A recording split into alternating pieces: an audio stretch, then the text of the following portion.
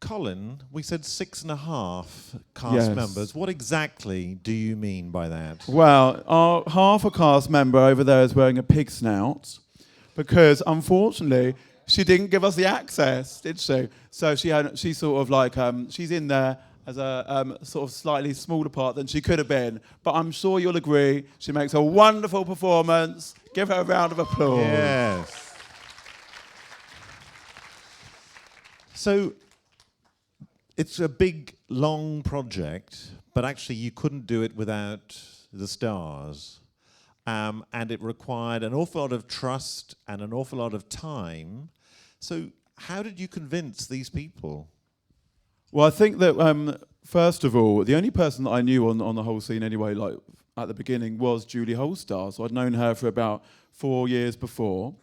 And we went down to Glastonbury, to the down low, and initially we'd actually filmed a couple of rehearsals before as well, but I think a lot of people were a little bit suspicious of someone trying to document the scene. You always see people with a lot of cameras out there, but for some reason no one had actually done a film about it, so we just thought, okay, let's try and find 6 or 7 or more key characters, people who wanted to actually take part, and really it sort of went from there, and some people have sort of like embraced it more eagerly from the start than others. And, it was a long period of filming. It's been sort of like 5 years or 6 years if you include the editing as well in the making. So, yeah, I mean, hopefully everyone, we showed all the members of the cast the film before, and I think that hopefully they're happy with it. And I have to say, obviously, of course, they are incredibly candid, and I'm very lucky that they did open up so much. So here's Pia, here she is. So we have a full complement now. So Full cast now, making an entrance. So I want each cast member to tell us what it's like seeing it on the big screen with an audience. And if there's one thing you'd like to share that you didn't say on the film. Yeah. I don't know, it was like at the beginning, it was like being strapped on a roller coaster that you wanted to get off, wasn't it? But I've seen every single cut along the way, because obviously Colin is my partner, which is the reason why I started doing it, because I wasn't going to do it. And then Colin walked into a rehearsal room. But I didn't want to give him any interviews whatsoever. I hated him interviewing me. But that's it. I'm just very, very proud of what he's done. I think he's done an amazing job and has made a film that doesn't exalt.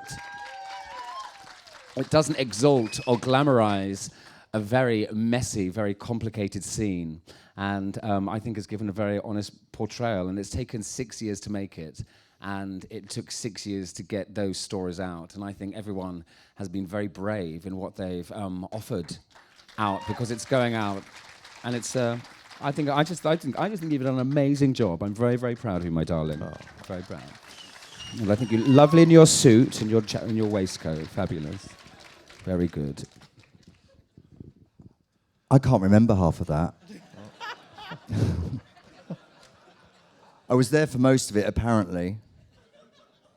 I don't know. I'm exhausted by it to a certain extent. It's the first time you've seen it. It's the first time I've seen that whole thing. But what I am is actually really chuffed to have done all that with these people, because we have had a lot of lols, haven't we, girls? Yeah. That's my overwhelming feeling about the whole thing. It was it still is such a f***ing laugh. Thank you very much. Oh. Prosecco.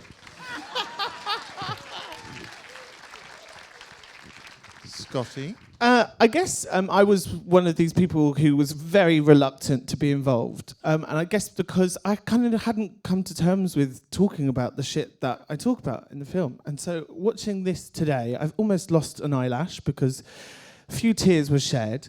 But I think I'm going to go away with like a weird mantra, which is I see myself at the start of that film completely fucked up. And then at the end, I'm just slightly better at dealing with the fucked upness. And so I think I'm going to go away with, like, it's completely okay to be a little bit fucked up.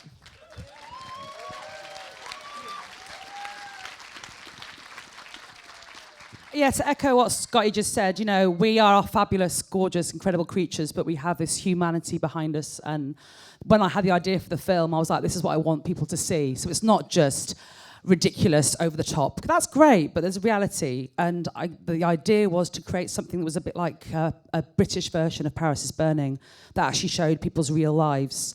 And I had to step away from production because I'm crap at production. I'm good at looking fabulous. So Chris, thank God, took over. So thank you very much, Chris, for taking over production. And well done to Colin to making the film that I kind of envisaged initially. So, yeah, great.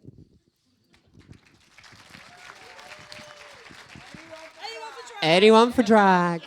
I was really lucky to cross paths with Colin about 6 years ago when I was at Glastonbury for my first ever time as a performer. And I was explaining to him what I was about to embark on, which was the very, very early stages of my transition.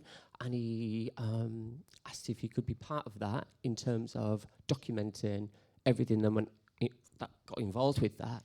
And I didn't really take time out to think about the whole aspects of it, but I was like, yeah, okay, I'll give you access to my life whenever you want it and come along and jump on board with whatever I'm going through.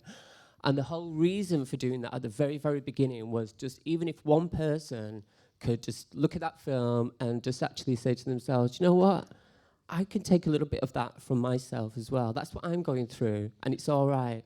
I don't know what the outcome was, and I still don't know what the outcome is for my life, but I've gone through some shit, and it's been shit. And it's actually getting a lot better, and things are looking up. And my family have been really supportive of me as a person. And you know what? Stay true to yourself. And if anybody takes a little bit of an aspect out of that film, it's all right, girls. Trust me.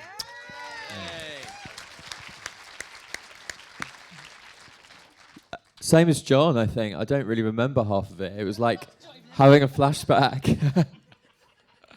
I think a few tears were shed along the way, but a lot of laughs and a lot of good friends. So yeah, that was it.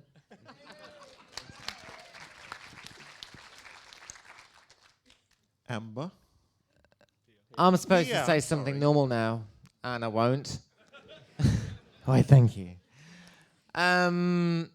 What you're facing as a community and what we're facing as a community in the next 10 years is going to be a fucking huge backlash, because the whole Jimmy Savile thing, they're going to try and blame on us. And we're fucking nothing like that, and you know that already. But that is coming, so be prepared for it. I thank you. I love doing the film. I love being part of it. Let's concentrate on Fukushima, but let's have a look at the film, and we love doing it, and I hope you love it. But Fukushima, people. So, Mr. Producer, how does it feel to have produced? Well, this is actually the first film I've ever produced, and when I was talking to Colin about it at one of the shed parties a few years ago, and he told me they were filming all these people. And I actually grew up in Australia in a small country town, and I used to read ID magazine and The Face as a kid, and I just used to worship London and what it was all about. And then I saw these characters and these people, and I just thought I would love to be a part of something like that, and I think the whole world would love to hear their stories, so that's why I got involved. So I thank them all very, very, very much from the bottom of my heart for what they've given us, and I really think that this story and this film, if we can reach a bigger audience out there, will hopefully sort of, you know, reach out to kids like me in small country towns around the world and make them feel like it's okay to dress as a girl. Can I also add, I'd like to thank everyone in this room, because you were the first audience in the world to see this, and the reaction was absolutely fantastic. So a big thank you and a big clap for you lot. And I hope you all come to the after party, because it's going to be off the hook and it's going to be crazy.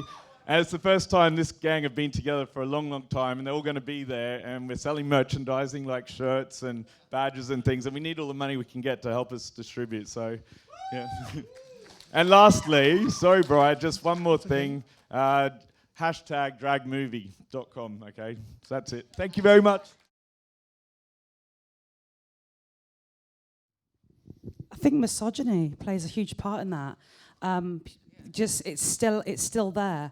And I mean, there's moments I've said in the film I wanted more, and I've gone out and worked for that. So that's me getting off my ass and going for it. Last week I won Best Drag Act at the London Cabaret Awards. Thank you. which was really, really nice. But I've since received a lot of negativity from gay men and gay male drag queens. She didn't deserve that because she's a woman. It said drag act, not drag queen. By the by, I think things are changing. There are a lot more people. You know, drag is not about what's in your pants. It's the art of it. It's the art of just taking on a character and being fabulous. But we've still got time to go with that. It's still progression, and I think the more people that are doing it, the more things will change. I'm a big believer of having things in the mainstream and having those ideas out there. So this film needs to go big, so everyone can see how fabulous we all are. And it's all good. It's all fine. We have all of that footage. Obviously, when you sort of don't have a budget, which we don't, every single commercial track, such as like Boney M's Rasputin, will cost you thousands and thousands of pounds to put in. So unfortunately, we couldn't do that. It's 95 minutes long as it is, which I think is sort of the limit for a documentary film. So unfortunately, we couldn't put in a lot of the performance. We wanted to sort of like put in stuff about the characters' lives. And if hopefully you're interested in what they do, these days, of course, all you have to do is Google and loads of stuff will come up. And we are going to have DVD extras as well available, as well as a DVD for sale at the party. But the DVD extras aren't on that yet, but they will be. So all of these performances, 300 hours of footage we've got, which will be archived for the future. Or you can come to the Glory and see us live, ladies and gentlemen. We have our own mother stage, bitches. 3-dimension transvesticism on tap.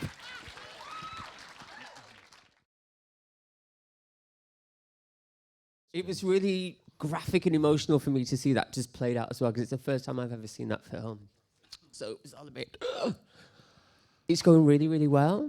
You've obviously seen clearly that he refused to acknowledge what was clearly happening in front of him with regards to me. He came down to London to stay with me about 3 weeks ago, and I've got a partner now that I've been with for 10 months, and we all went out, we had a really nice time, and yeah, it's going really, really well. Slowly but surely, but he calls me Amber every time, so that's a good thing. And he said that he's going to be there for me when I have my full gender reassignment surgery. So yeah, that's my daddy. And hopefully I'm his daughter.